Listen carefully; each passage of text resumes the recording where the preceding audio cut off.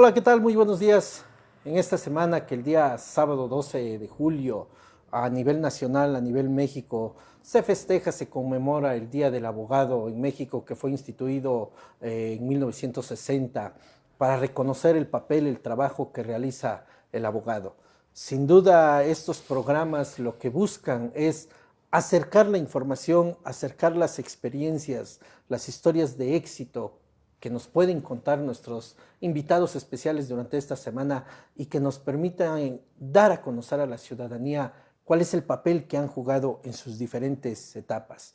El abogado tiene la posibilidad, de acuerdo a sus estudios académicos de licenciatura, maestría, doctorado, el prepararse constantemente, pues participar en múltiples etapas como son, puede ser notario público, catedrático, investigador, litigante, el cual constantemente está en los juzgados postulando estos temas de defensa en las diferentes materias. Puede ser juez, puede ser servidor público, legislador o inclusive en un momento dado en unas etapas a nivel federal, pues llegar a ser magistrado, juez de distrito, magistrado y ministro de la Suprema Corte de Justicia, con muchos oaxaqueños que han llegado a esta máxima tribuna.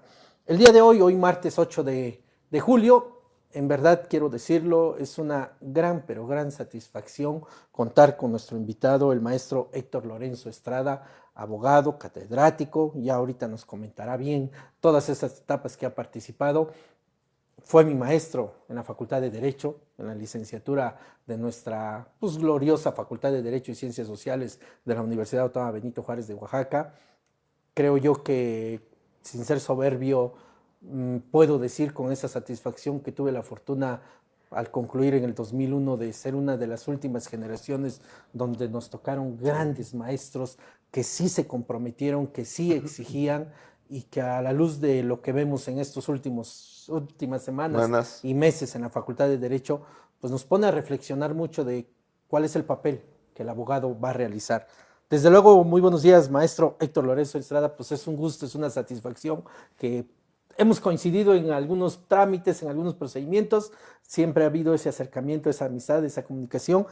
Y pues coincidamos en este momento y en este espacio de platicar y dialogar sobre varios momentos de su vida. Maestro. Padios bene guarachi. Padios bene irarole. Gurgo amzo shao. Duskeo vajillo nga que vajillo para sarrestit. Gracias, abogado, paisano, yalalteco, de origen yalalteco. Yo sogochense. Claro. Estamos ad hoc ahorita Por el tema estamos indígena. por el tema de las comunidades originarias, ¿no?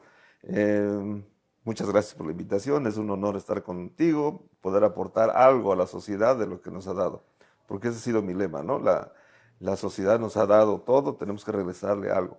Y en ese tenor estamos, Juan, y pues mi origen humilde, mi origen comunitario me ha ayudado a servir primero a mi facultad, ¿no? A mi facultad que me dio esa oportunidad para estudiar la carrera de Derecho y a la facultad le debo, como mucho, le debemos mucho y tenemos algo que regresar a la facultad y eso ha sido obviamente prioridad. Tú sabes, muchas veces al inicio de la carrera, pues íbamos por servicio social. Después nos empezaron a pagar, después nos empezaron a pagar y muchos así salimos porque era nuestro principio. Ahora ya todo el mundo se pelea por los tiempos completos, ahora ya el mundo todo se pelea por su salario. Pues adelante, ¿no? Es una parte crítica nada más. Como sabes, soy originario de San Bartolomé Sogocho. Claro. Ahí nací, ahí crecí. Indígena, ¿no? Aunque para algunos luego dicen o eres indígena puro o ya no eres indígena, o de repente, perdón maestro, o de Sí, repente el legislador que se le ocurre adaptar diferentes figuras al autorreconocimiento que nos hacemos de que pues me considero indígena, ¿no? sí, Y así me es. adapto a lo que es el tema cuando a veces no lo es. Pero bueno, eso ya Ese es serán otros temas, pero sí, indígena de Sogocho, sí. de padres Mi, indígenas. mi padre, orgullosamente zapoteca, mi madre purépecha, tengo doble nacionalidad Ah, perfecto. para presumirles, o sea, soy 50 y 50. 50 y 50. La mitad de la meseta purépecha y la mitad de la sierra norte. Sogocho. Increíble la manera, bueno, la pregunta obligada sería, ¿y cómo se conocieron sus padres?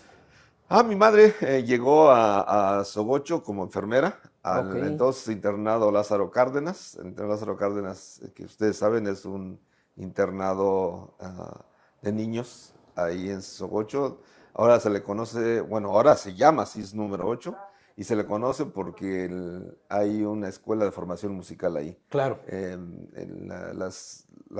yo he dicho y lo presumo, la mejor escuela de educación musical está en Sogocho. Ahí nacen, crecen bebiendo y sabiendo música.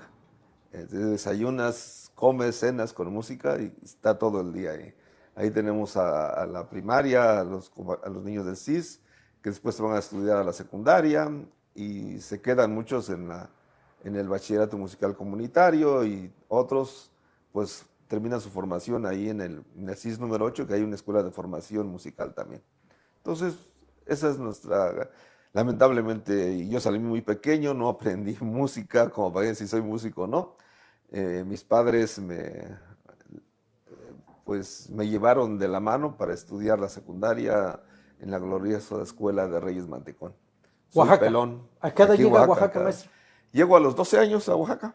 A los 12 años llego a Estamos Oaxaca. hablando más o menos hace unos, ¿qué? 45 años. Tengo 62 años, hace 40 años. Hace 40 50 años. años, 50 años, años. 50 años ya de estar aquí en la ciudad y que sufrí discriminación, sufrí obviamente bastante.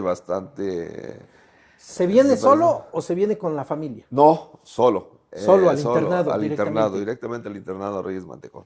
Ahí estudiamos la secundaria. Saludos a todos los pelones que anden por ahí. Son varios, muchos se olvidaron ya también de dónde salieron. ¿De dónde salieron? Como estando ad hoc, ya se volvieron fifís.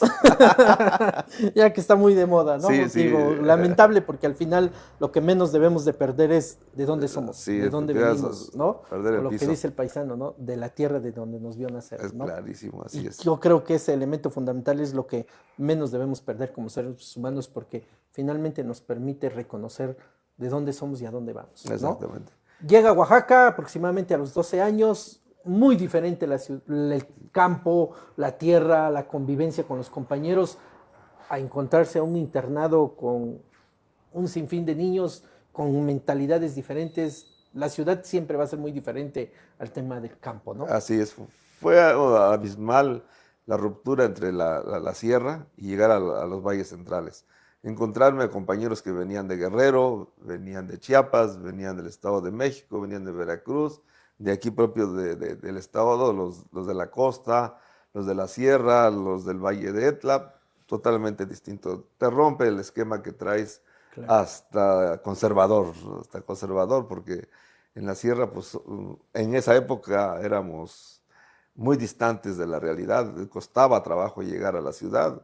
Era admirable la gente que llegaba y vestía con camisa manga larga, de zapatos, lo admirábamos, ¿no? Entonces, yo creo que fue parte de esa transformación la que nos obligó a superarnos entrecomillado, porque finalmente, en mi caso, pues regreso siempre a mi comunidad a servir, ¿no?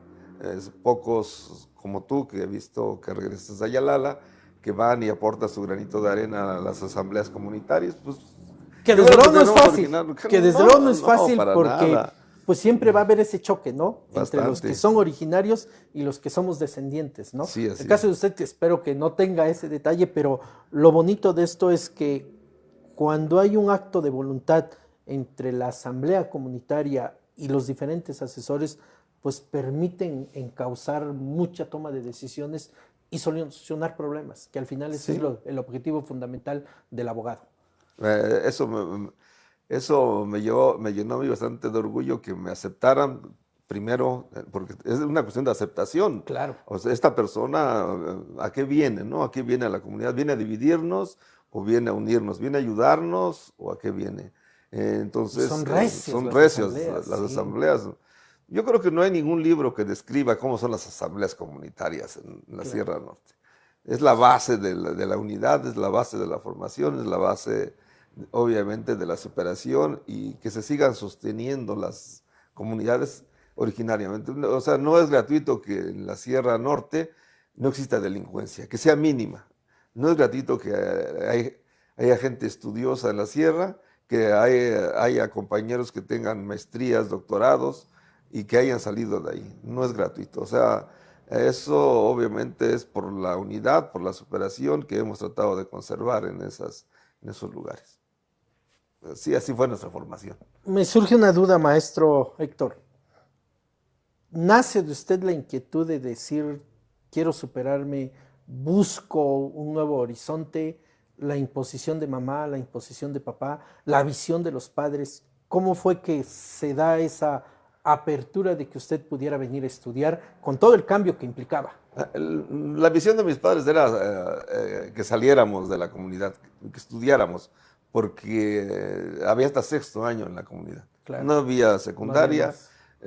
Después me parece que se formó una secundaria, se creó una secundaria en Islán, aún así estaba lejos, pero en esa época que yo crecí a los 12 años, te estoy hablando del 73, 74, pues teníamos que venir a la ciudad. Y el único lugar que teníamos que llegar era un internado, porque no había gente aquí que nos Posibilidad. conociera. Exacto. Íbamos a hacer una carga a cualquier lugar de la familia que llegáramos. Y yo recuerdo que la mayoría de los que llegaban, mi propio padre, cuando llegó a la ciudad, cuando tuvo la oportunidad de llegar a la ciudad, fue mozo de casa. Fue mozo de casa. Ahí aprendí a hablar un poco de español y se crió obviamente como era en esas épocas poder venir a la ciudad. Mi madre dijo, no, yo quiero que vayas a una secundaria para que te superes, en otras palabras. Así, Claro.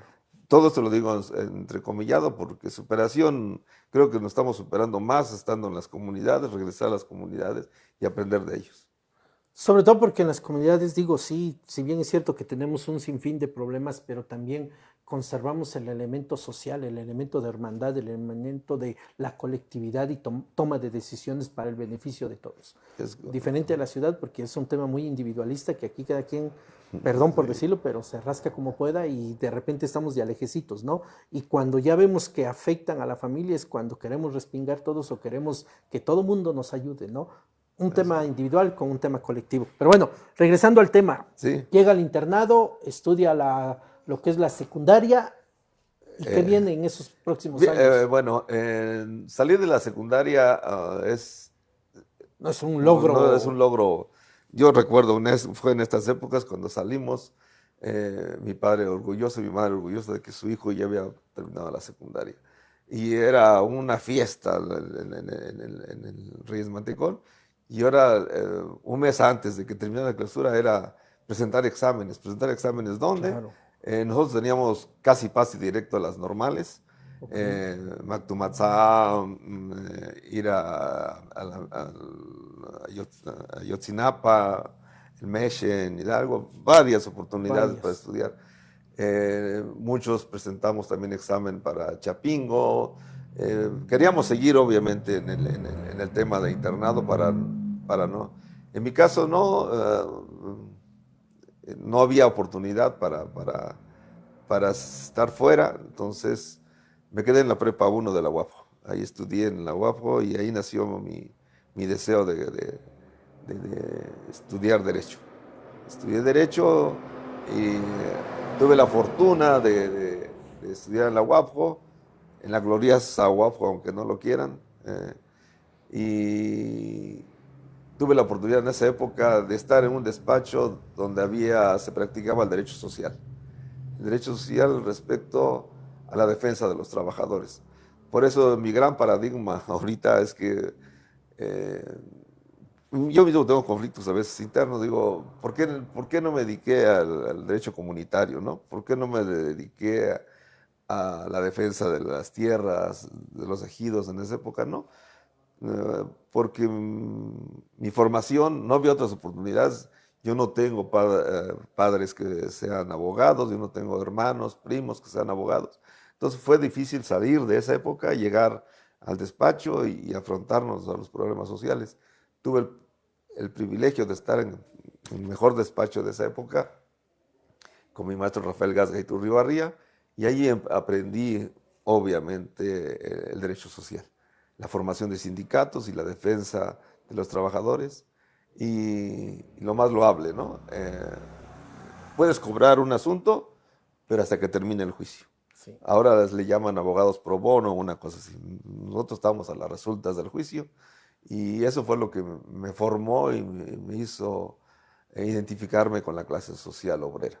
Entonces era casi parecido. Ya mi cuestión comunitaria, mi cuestión de asamblea nació ya hace como unos 15 años que regresé y ayudo a mi pueblo en las asambleas. Y como abogado del sector Sogocho también me ha ayudado mucho mi formación, pero no descuido obviamente el tema de abogado laboralista, ¿no? Claro. Y siempre defendiendo, la mayor parte defendiendo a trabajadores. Últimamente ya me han absorbido temas de municipios y temas de patrones, pero es parte de... Y yo he dicho que no está peleado lo uno con lo otro, ¿no? En Claro. cualquier lugar donde estés, defiende a la clase social. Desde luego. Y ya no rompes con con ese conservadurismo que tienes, ¿no? Sus inicios, termina la carrera de leyes, empieza a especializarse en materia de sindicatos. De sindicatos. Es catedrático de la Facultad de Derecho. Así es, ¿no? sí. En el ámbito servidor público ha participado, se ha alejado. No, en el 2012, 14 iniciamos, no fui servidor público propiamente dicho. ¿Por qué? Porque junto con, ahorita con el fiscal Bernardo, iniciamos la formación de la ley y tuvimos con iniciativa de hacer la ley de la Defensoría de los Derechos Humanos del Pueblo de Oaxaca. Junto con mi hija Anabel Lorenzo, que me acompaña ahorita aquí al lado, iniciamos esa ley y los diputados me dijeron, ustedes como formadores de esa ley, pues quiero que nos ayuden en el Consejo de la Defensoría de los Derechos Humanos. Y fui parte del Consejo durante 6 años. Sí, me Es mi parte como servidor público, ayudando también en la parte humana que tengo, como defensor de los derechos humanos del pueblo de Oaxaca. Entonces fui consejero ciudadano y con mucho orgullo lo digo, no ha habido un consejo como el que hubo en esa época. 6 años de defensor de derechos humanos. En un repaso muy rápido, pareciera a veces que la vida, pues de una u otra manera, nos ha congratulado o nos ha bendecido. Suena bonito todo este proceso. Sin embargo, tocó usted un elemento fundamental, el decir, me acompaña en este momento, ¿no? Sí. No ha sido fácil. No. Todo eso digo, y yo lo digo con toda franqueza y con ese respeto, maestro, porque, pues digo, fue usted mi maestro en la facultad, aprendí laboral, todo nos toca aplicarlo finalmente después de la teoría, y de una u otra manera, pues ha habido ese acercamiento y va uno enterándose. Oaxaca finalmente es pequeño y nos conocemos todos los que vamos en los juzgados, en los litigios, y de una u otra manera, pues nos enteramos también de la parte familiar, aunque no queramos, ¿no? Sí.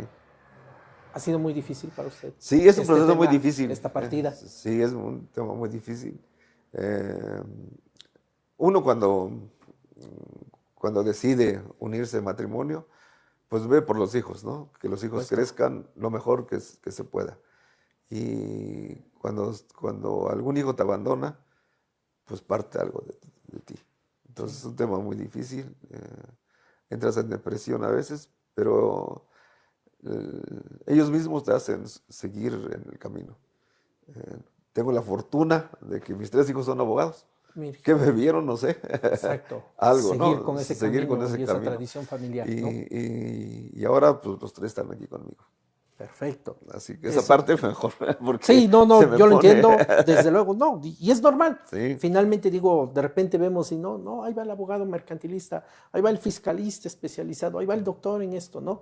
Pero todo el mundo vemos esa parte superficial o esa parte hermosa, bonita, pero que es la parte formal. Claro que sí. Y de repente nos preguntamos, bueno, ¿y qué es de su vida, no? Sí. ¿Qué es de su vida? Tiene problemas de alcoholismo, que de repente varios catedráticos han pasado por esas etapas, Sí. las etapas de depresiones. Finalmente Sí. somos seres humanos, Sí, ¿no? sí. Y tenemos todas esas virtudes y tenemos esas partes donde la vida nos pone a prueba muy fuerte Muy fuerte, muy y fuerte. que de repente a veces, pues alguien tiene que ser frío, por eso muchas veces al abogado, no, es que él es frío, no, es que él es insensible. No, No, finalmente alguien en un momento difícil, delicado, el abogado no debe de perder la cordura y es el que tiene que encaminar muchas cuestiones, sí. ¿no?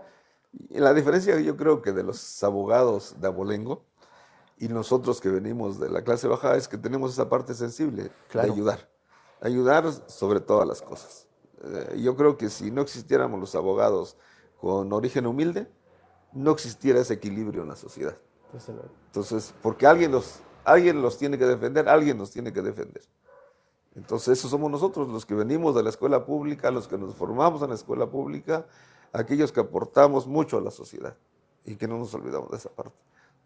Sin duda, maestro. Sí. Con esas palabras damos pie al tema fundamental. Digo, ya Gracias. conocimos rápidamente una pincelada de No, mucho 60 que contar. años, ¿no? Sí, De su vida, trayecto, 62. 62 años, vida, experiencia, trayecto.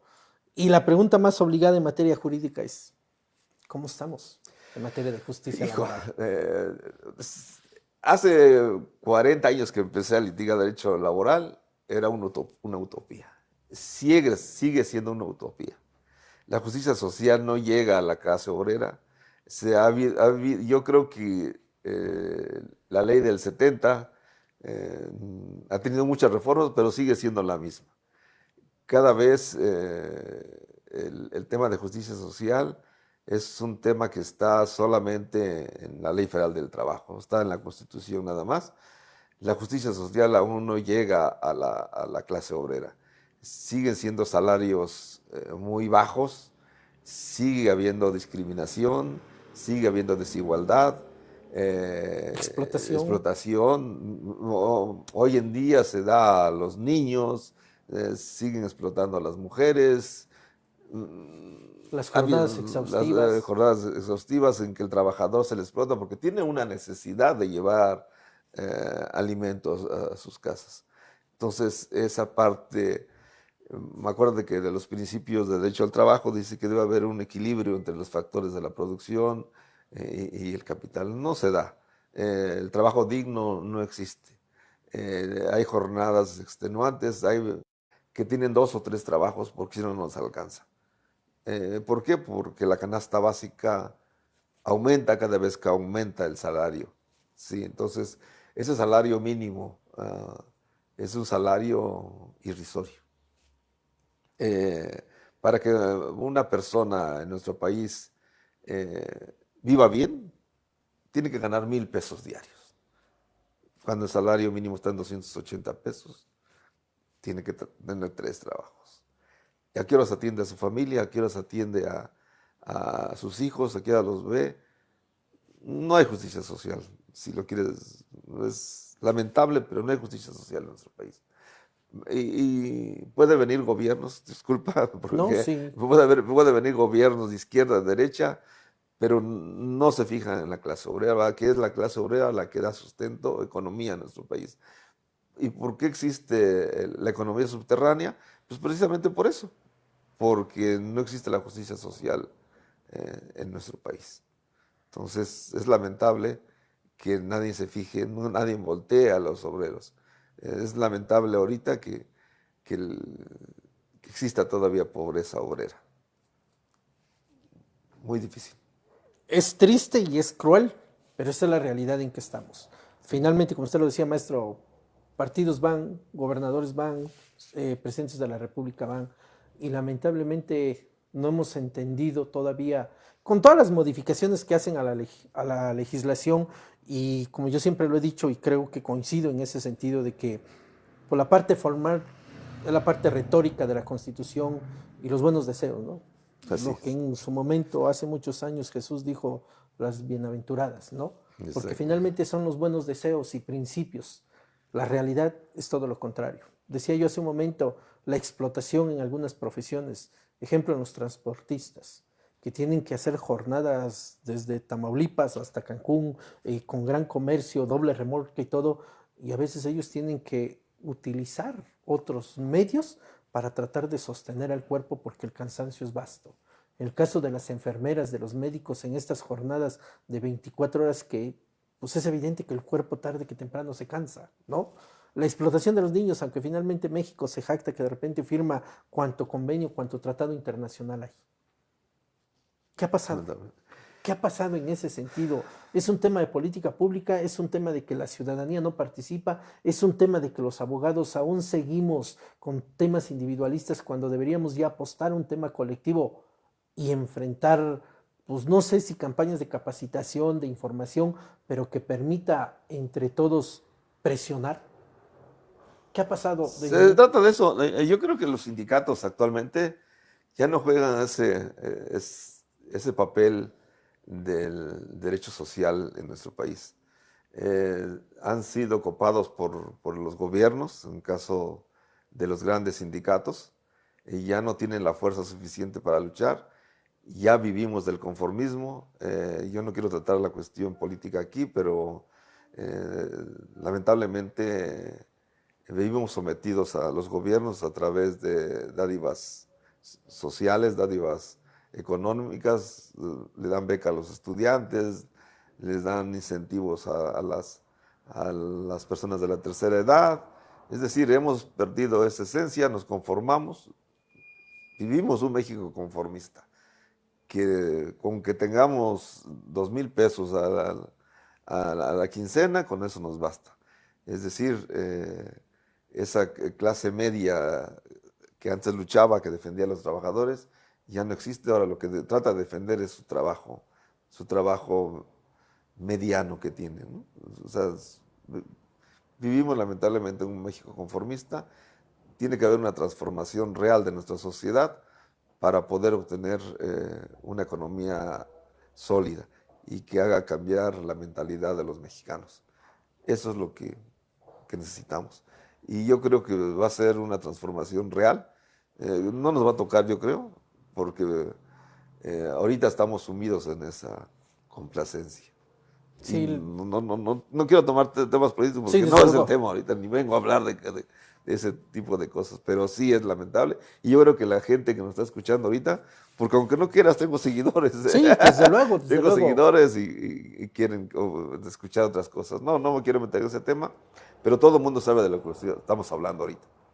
Leía yo un autor holandés y él manifiesta de que hacía una crítica a México y decía que pasarían por lo menos unos 30 años en que México toque fondo, como Colombia, con el tema de delincuencias, con todas estas problemáticas sociales que se están dando, para que entonces dentro de 30 años esas generaciones empiecen a alzar la voz y decir, la experiencia lo puso Colombia ya. Sí. Pero digo, ¿tendríamos que esperar esos 30 años para pasar?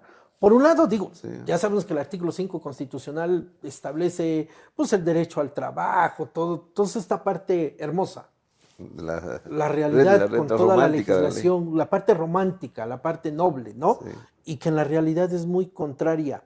Y justo viene a colación, nos pregunta Rosa Magdalena Márquez Castillo, lamentablemente México seguirá sin justicia social, mientras que sindicatos y gobierno no sean cómplices en el despojo a los trabajadores. Es correcto. Esa es la realidad que tenemos. O sea, es un México conformista, un México de flojera. Nos conformamos con lo que nos dan. No tratamos de superarnos. Yo ahorita mismo estoy hablando de cómo las generaciones anteriores se superaron, fueron a la escuela, estudiaron. Sin tantas becas.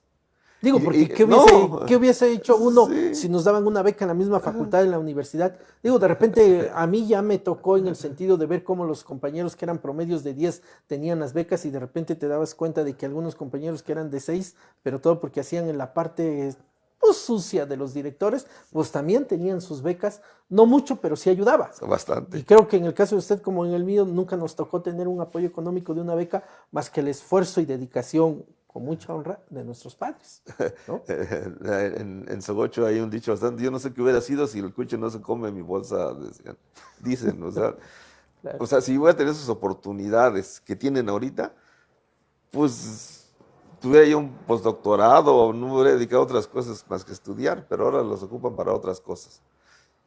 Reciben sus becas y los bares están llenos. No quiere decir que sea pulcro, pero deben ocupar obviamente ese dinero para superarse, ya que ese abismo que existe en el que nos arropamos al gobierno se rompa. Sí. Lamentablemente es crudo, pero lo que estoy diciendo es una realidad. El año pasado salió una nota en un medio de comunicación a nivel nacional y decía que en transparencia habían solicitado mucha información en qué se estaban utilizando las becas de a nivel adolescentes. Y el primer elemento que encontraron es que se estaban comprando muchas bebidas con las tarjetas bienestar en estas tiendas que están en todas las esquinas, Sí, ¿no? Se estaban bebidas alcohólicas.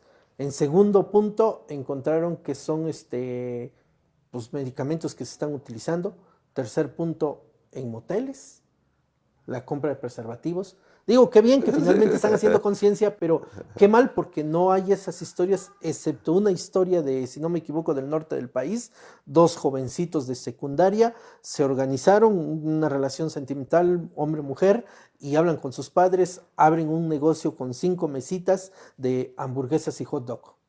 Y ahorita parece que ya tienen como 16 tiendas así pequeñas en su municipio de eso.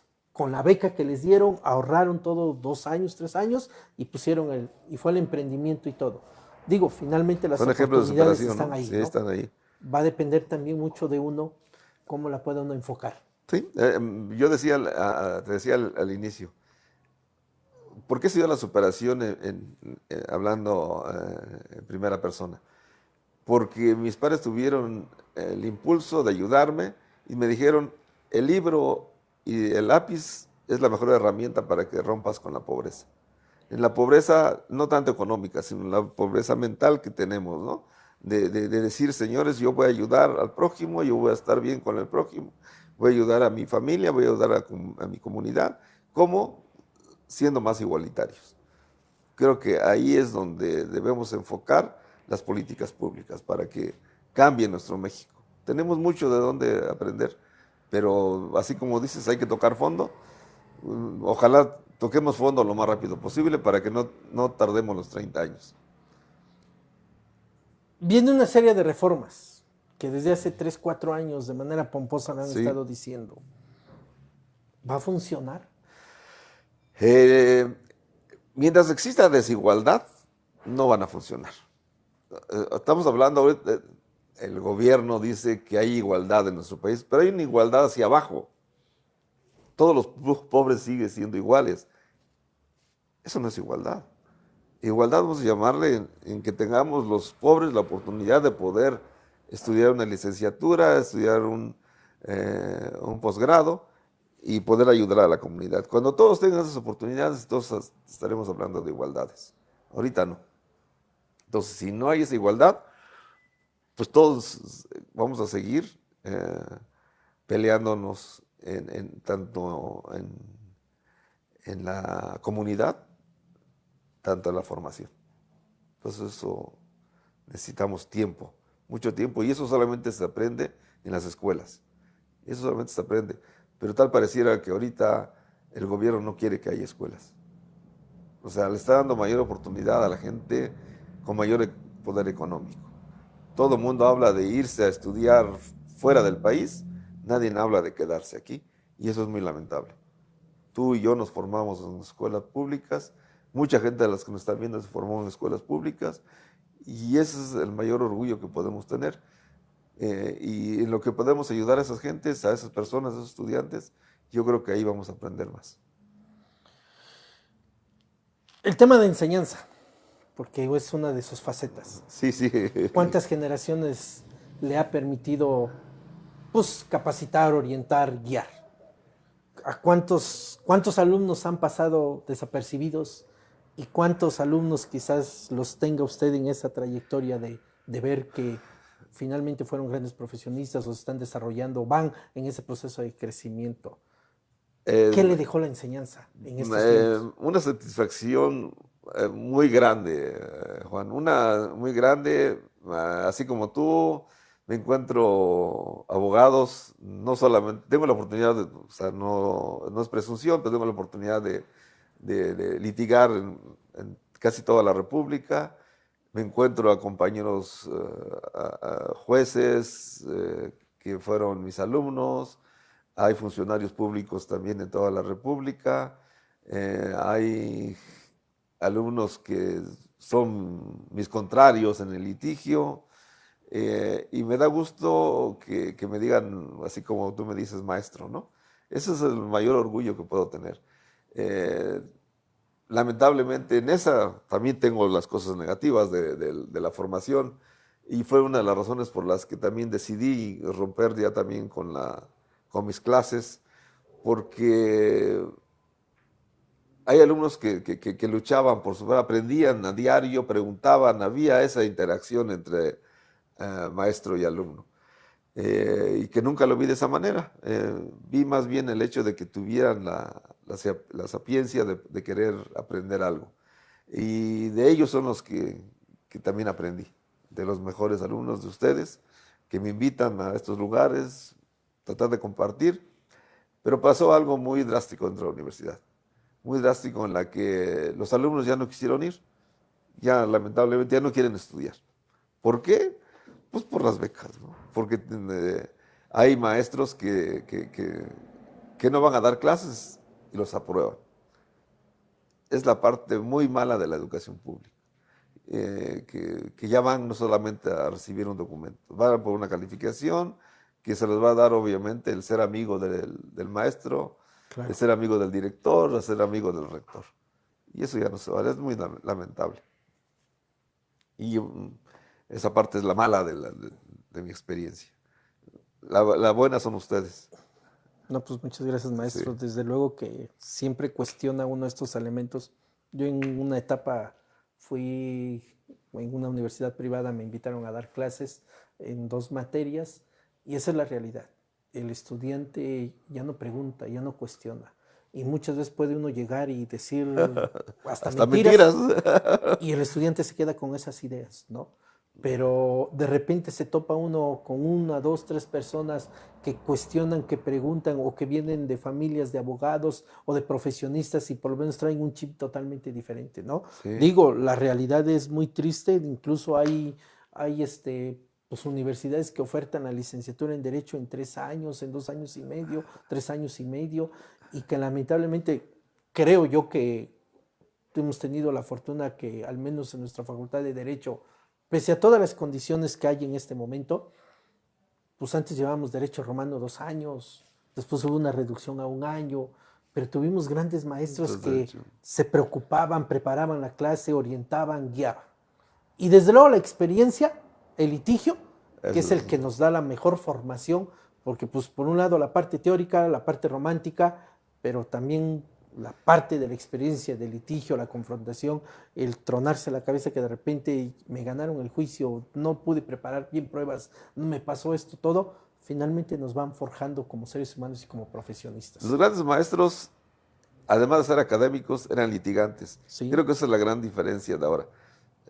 Ahora los maestros de las escuelas de derecho, la mayoría son académicos, son de escritorio, entonces necesitan salir y ver la realidad social para que ellos puedan aportar a sus alumnos esa realidad social, esa realidad de los juzgados, esa realidad que existe en el litigio.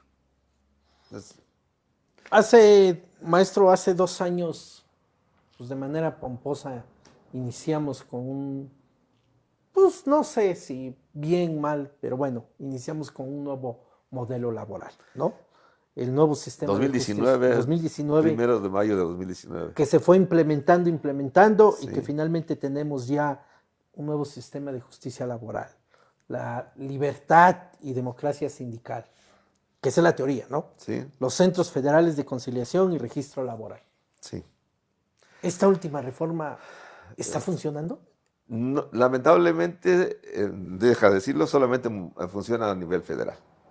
A nivel local es letra muerta, los centros de conciliación son elefantes blancos, no existe la profesionalización de los conciliadores, los conciliadores no saben más que decir cuál es su problema, lo puede ayudar en algo, tienen formatos para conciliar muy cerrados, se sientan en una computadora, no tienen la interacción con el patrón y trabajador, que eso fue el principio de la reforma, ¿no?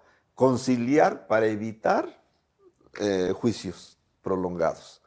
Esa fue la intención del legislador, crear los centros de conciliación. ¿Para qué? Para que no hubieran asuntos litigiosos y que obviamente desgastaran el erario público. ¿Qué ha pasado últimamente? Está lleno de problemas de tipo jurídico porque los conciliadores no saben la realidad social. Son jóvenes que llegaron y a lo mejor tuvieron un funcionario que los ayudó a llegar a ese lugar y que están sentados en un escritorio y que lo hacen mecánicamente todo. Falta la parte humana y conciliadora de ese personal de la que tanto habla la reforma laboral de 2019, que con los conciliadores se iba a reducir los juicios laborales de nuestro país y no le apostó, no salió. Hoy en día tenemos una justicia laboral obsoleta, más en el Estado. Hay un rezago de 200% en los juzgados laborales. Las conciliaciones no son más que un trámite formal, porque para los que no sepan del tema, si tú no concilias, si tú no cumples con ese requisito preprocesal, no vas a poder entablar una demanda en contra del patrón. Entonces, ese requisito sine qua non tiene que ser necesariamente a través de un centro de conciliación en el que no existe el profesional preparado. Y aparte de eso, recuerda que la ley dice que el requisito de la constancia de no conciliación se tiene que dar en el momento de que termina toda la etapa procesal. Tienen que citar al patrón, tiene que haber una audiencia, que esa etapa debe durar 45 días. ¿Para qué? Para que termine esa etapa para procesal, así lo llamo yo. Y ese organismo es un organismo que no tiene facultades, obviamente, para poder presionar al patrón, porque ya tienen un formato legal que tienen que cumplir cuando debe ser abierto, ¿no? Debe ser abierto y libre, ¿para qué? Para que los conciliadores, que anteriores a la reforma así se daba. Si tú recuerdas en las juntas locales de conciliación y arbitraje, decía el conciliador, que era un abogado compañero de nosotros siempre, a ver, siéntense aquí y dígame cuál es su problema. Seguramente tú estás demandando aquí porque no cumpliste con tu trabajo. Y tu patrón no cumpliste con tu obligación de pagar y seguramente estás explotando a él.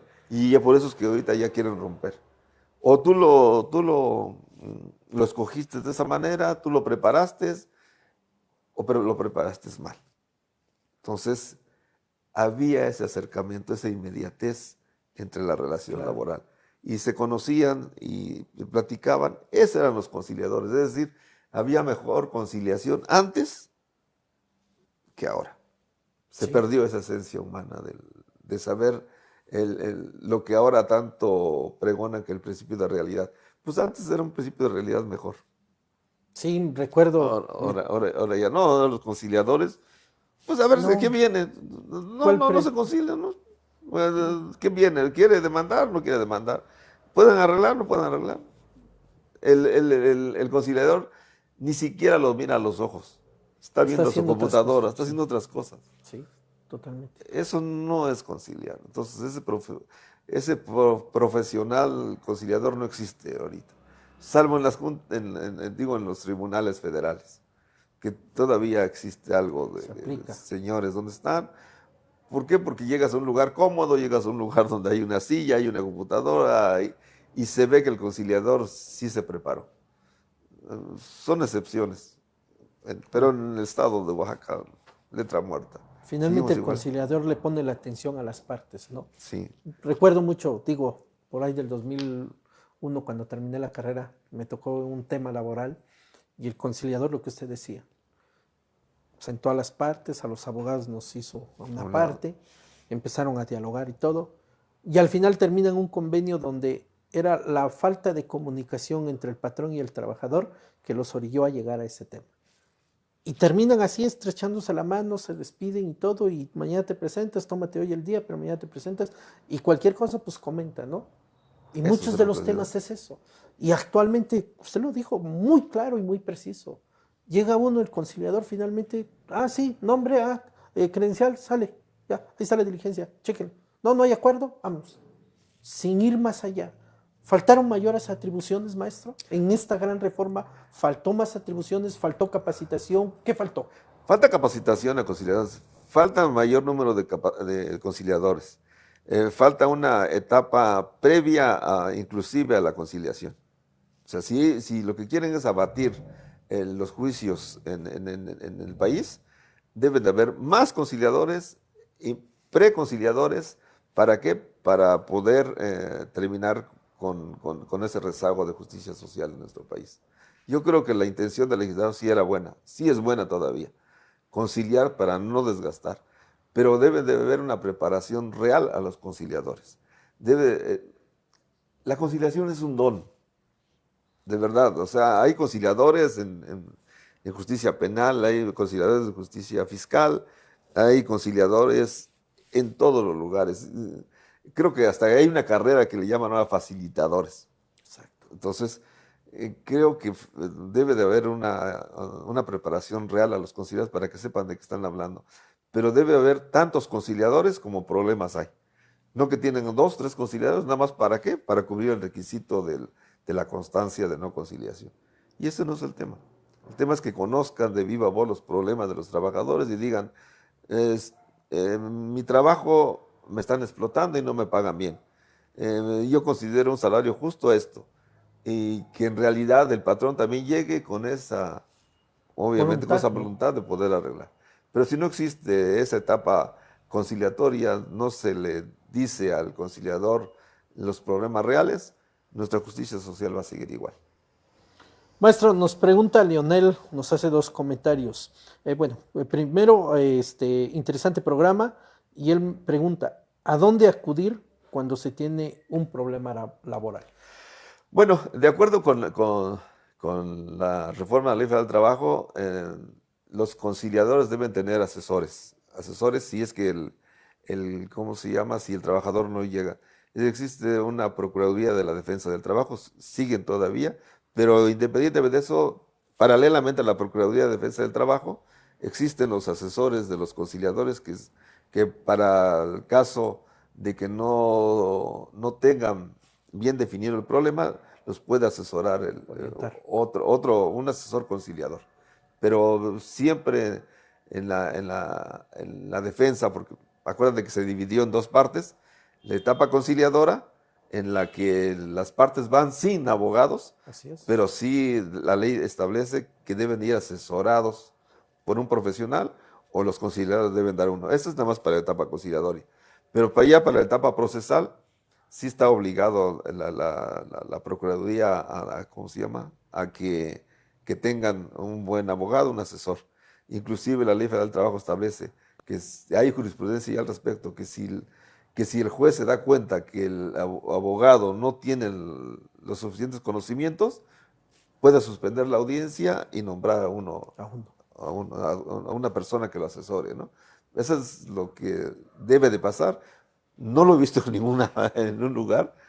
Afortunadamente, habemos pocos abogados laboralistas y creo que nos conocemos todos y sabemos cuándo están actuando bien y cuándo están actuando mal. Sí, en Esa es materia la parte. penal hay un video muy fuerte de un abogado del norte del país Ajá. que así la juez manifestó, abogado, usted está preparado en materia del nuevo procedimiento acusatorio adversarial Y él contesta, sí, tengo una maestría y todo, con Sí, maestría, maestría. aparentemente especializado en materia penal. ¿Y Sí. qué dice la juez? Del desarrollo de la diligencia en la cual usted ha expresado, considero que no tiene la preparación suficiente para llevar una defensa adecuada y por lo cual en este momento nombra a un defensor de oficio. O sea, creo que Así es lo también peor está, que nos así puede pasar pasar, como abogados. así, que les exhiban, ¿no? Finalmente también todos los días aprendemos, todos los días tenemos que estar preparados, actualizados, y ahí la importancia de la enseñanza y del aprendizaje en actualizarnos constantemente, cumpliendo con el mandato de los principios del abogado, ¿no? Los Así es, mandamientos del el abogado, abogado. estudia constantemente, ¿no? Porque si no Exactamente. serás cada día menos abogado. Pero también el tema de la especialización, porque no podemos dominar todas las ¿No? materias. Finalmente tenemos que aterrizar en materia laboral, en materia fiscal, en materia penal, mercantil, en pueblos indígenas, en temas de comercio internacional, bueno, las ramas del derecho son múltiples y eso nos obliga también a capacitarnos. Y muestra de eso nos dice Rebe Pérez, es correcto, maestro, la conciliación es un don, como usted lo comenta. Tuve la oportunidad de ser conciliador por más de 10 años y sin duda alguna es una labor muy importante la que hace la Procuraduría. Sí, sí, sí, es cierto. Te digo, para mí la conciliación, o sea, el legislador que le apostó a eso, hasta ahorita no se le ha hecho justicia. Porque al igual que tú, aquí pensamos, hablamos, pero hay que llevarlo a la legislación, ahora hay que hacerlo cumplir. Eso nos falta. Y así como tú dices, así como hay abogados fiscales, también hay abogados laboralistas muy buenos, pero no todos estamos preparados, obviamente, para aplicarlo. Acuérdate que tanta gente existe fuera, tantos problemas laborales existen, y cada uno de acuerdo a su competencia. Hay abogados que litigan en el apartado A, litigan en el apartado B, hay abogados que litigan para los militares, hay abogados especialistas para los trabajadores, para funcionarios públicos. El derecho laboral es amplísimo y Muy cada uno amplio. debe de estar preparados para afrontar esa defensa. No podemos improvisar la defensa del trabajador porque a ellos se debe la riqueza y la economía de nuestro país. ¿Y qué decir de la famosa reforma del 2011, ¿no? De julio del 2011, con toda esta apertura de todos los tratados internacionales que cualquier abogado tiene la obligación de estudiar, analizar, comprender, entender y saber aplicar las mismas sentencias de la Corte Interamericana, los tratados internacionales, las convenciones que se han realizado, que desde luego sean vinculantes para el Estado mexicano. Otro Esa mundo parte, esa parte, completamente. esa parte nos falta todavía, vincularla y que se respete. Hoy en día, tú haces mención a una jurisprudencia en un tribunal ordinario y me dices, no, no es obligatorio para mí. ¿Cómo crees que no? O sea, si ya es una orden de la ley de amparo que debes de aplicarla, lo debes de obedecer.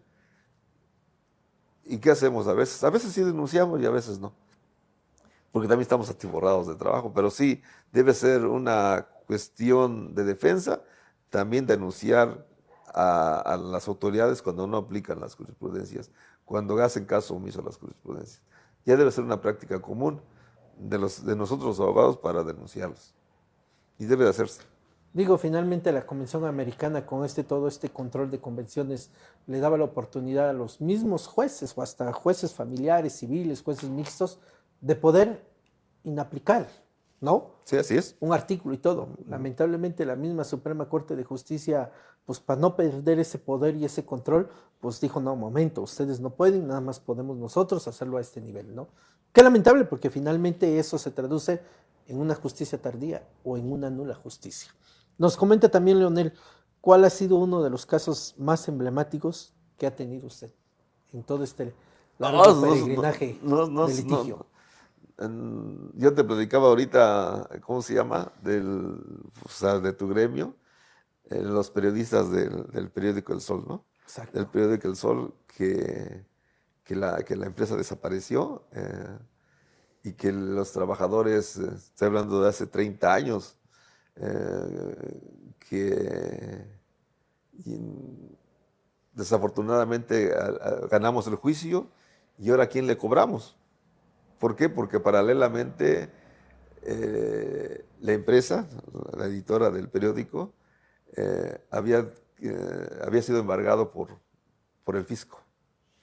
Por el fisco. Entonces, acuérdate que el crédito es preferente, es laboral, y tuvimos que ganarle el juicio al fisco y que nos devolvía parte de ese dinero. Entonces, para mí, ese tema fue emblemático para mí, porque era muy joven y tenía yo a periodistas muy connotados de esa época que veían perdido su patrimonio si no embargábamos, si no recuperábamos ese dinero, por lo menos. Y sí salió. Entonces el hecho de defender a compañeros del medio me hizo darme a conocer, ¿no? Entonces es algo. Y ya en la cuestión de sindicatos, yo creo que el sindicato en el que más obtuve contratos colectivos buenos fue como el sindicato 3 de marzo de los trabajadores de Limpia del municipio. Entonces, son muchos, o sea, ahora mi parte actual es, me he metido mucho en el apartado B, la defensa ahorita de los supervisores del nivel medio superior que no gozan de estabilidad laboral. Hemos ya hecho jurisprudencia respecto a la estabilidad laboral de los supervisores a nivel nacional, porque ellos no gozan de estabilidad laboral por una discriminación que tiene la propia Ley General de Maestros y Maestras de la SEP en estos momentos. Entonces son temas, cada época tiene sus pros y emblemáticos, tengo muchísimos. Y ya en la Defensoría de los Derechos Humanos tengo temas muy importantes, el hecho mismo de haber denunciado la discriminación de los maestros también, ¿no? Entonces, que se haya escuchado mi voz es bastante profundo. Y en el tema de las comunidades, seguir manteniendo a la Asamblea como la máxima autoridad. Y dándole esos elementos jurídicos de mayor fuerza en la toma de decisiones para que no después el mismo paisano diga, no, es abuso de autoridad, es privación ilegal de la libertad y todo el aparato de la justicia estatal o estadual, como se dice, finalmente quieran criminalizar el actuar de nuestras autoridades o de los asambleístas, ¿no? Creo que esas son las satisfacciones personales. O sea, y ahorita no estaba preparado. Pues, yo traía acordeón para ¿cómo se llama? Para el tema de... pero el mundo del abogado es infinito. Así es. Tanto en la vida social, en la vida personal, en la vida familiar. Creo que nada más se acuerda de nosotros el 12 de julio porque que recibimos buenas felicitaciones, pero todos los demás, desde el abogado es como el plátano, el abogado es chueco, el abogado, o sea, todas las críticas, pero todo lo malo. Todo lo malo, pero lo bueno es que sí somos un factor de equilibrio en nuestra sociedad los abogados. Y es lo satisfactorio, o sea, volviendo a la pregunta de la persona que te está cuestionando, preguntando, eso es lo bonito de aunque decía el licenciado Armando Gutiérrez que el calificado de bonito solamente es para mujeres, pero creo que es bonita para nuestra profesión. Claro. Nos sigue preguntando Shadi Quevedo, nos dice, bueno, comenta, importante la labor de los conciliadores, desgraciadamente hay algunos que solo lo ven como un trámite y se pierde el objetivo de la conciliación, que es que sea lo que llegue al juicio, ¿no? Exactamente, sí, eso es básico, o sea, cualquier persona lo puede deducir.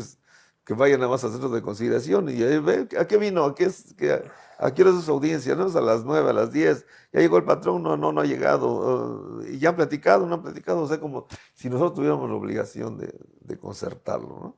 Entonces así se ha visto en realidad, más que una ayuda para solucionar los problemas, ha habido un obstáculo ahorita.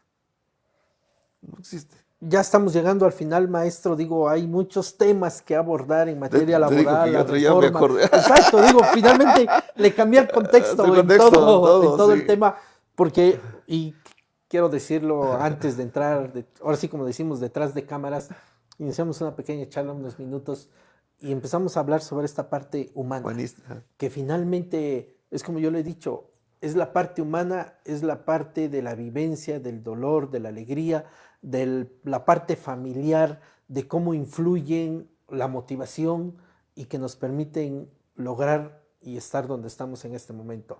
Pero mucho de esto es la oportunidad que los padres, bajo un mandato obligatorio, porque tienen la iniciativa y todo, y eso permite acercarnos, y desde luego el reconocimiento va para ellos también, Así es. porque mucho de lo que somos Sabemos de es los por padres. iniciativa de ellos. Dos últimos mensajes, maestro. Primero, ¿cuál sería su mensaje para los estudiantes de las diferentes universidades de la Facultad de Derecho, de Jurisprudencia, de Leyes, cual se denomine? ¿Cuál sería su mensaje? Que estudien mucho, que se preparen y obviamente que no dejen de estudiar, que se acerquen más a la sociedad, que hay un cambio bastante grande en nuestro país respecto a la aplicación de las normas, ¿no? Y que obviamente que las leyes las aplican de acuerdo a ese nuevo principio que existe ahorita, el principio de realidad.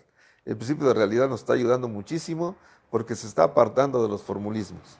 Si ese principio de realidad lo aplicamos en nuestra vida social, lo aplicamos obviamente en nuestro andar público, no va a haber problemas jurídicos. ¿Y por qué nos apartamos? Porque a veces no amanecemos bien, ¿no? A veces nuestros propios problemas nos hacen actuar distinto y así cometemos delitos y así cometemos eh, barbaridades en el centro laboral, nos apartamos en la vida familiar, agredimos. Entonces, creo que ese entorno social nos hace cometer, violar las leyes, ¿no? Entonces debemos acercarnos más como estudiantes, como abogados, a la realidad que nos rodea. Mensaje para la ciudadanía que nos ve en los diferentes programas y que desde luego el programa queda en Facebook y en la plataforma de YouTube. No, pues muchas gracias por compartir esta parte conmigo, Juan. Eh, Ahorita el tema de la abogacía viene bastante a colación por la reforma judicial que acabamos de pasar. Ahora se supone teóricamente que vamos a tener jueces, magistrados y un presidente del tribunal más apegado a lo que es un abogado de piel y de camisa real, ¿no? En la que ojalá, porque es lo que se dijo, que podamos ser escuchados por los jueces, que podamos ser escuchados por los magistrados, podemos ser escuchados por nuestro amigo el ministro, y que esa cercanía entre las partes sea una realidad. Eso es lo que quiero de nuestro México, porque todos queremos un mejor México. Y para que tengamos un mejor México tenemos que aportar algo de nuestra vida, algo de nuestros estudios, algo a la sociedad, si no, no vamos a cambiar. Entonces, desde nuestro actuar mismo está el cambio en la sociedad. Esa es la parte y que seamos más humanistas. Es algo que no podemos dejar de soslayar y que seamos mejores personas, nada más.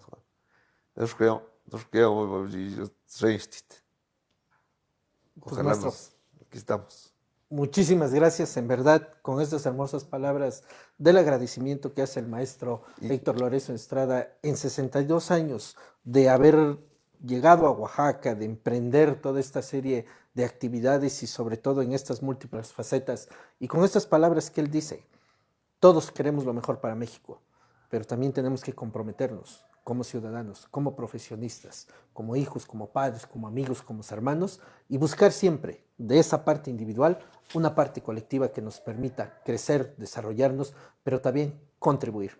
Nos vemos en la próxima edición, nos vemos el día de mañana con la presencia de otro invitado que tendremos en el día de esta semana en lo que es el marco del Día del Abogado 12 de julio. Y desde luego lo que buscamos desde Periodismo, Libertad y Expresión es compartir con ustedes estas experiencias de estos profesionistas, de estos catedráticos, de estos abogados, litigantes, jueces, magistrados que han participado en estas etapas diferentes y que les ha permitido a través de la experiencia y de los conocimientos acercar lo que es la justicia, buscar ese rompimiento de pues esa brecha o ese abismo que hay entre lo que dice la teoría y lo que dice el acceso a la justicia.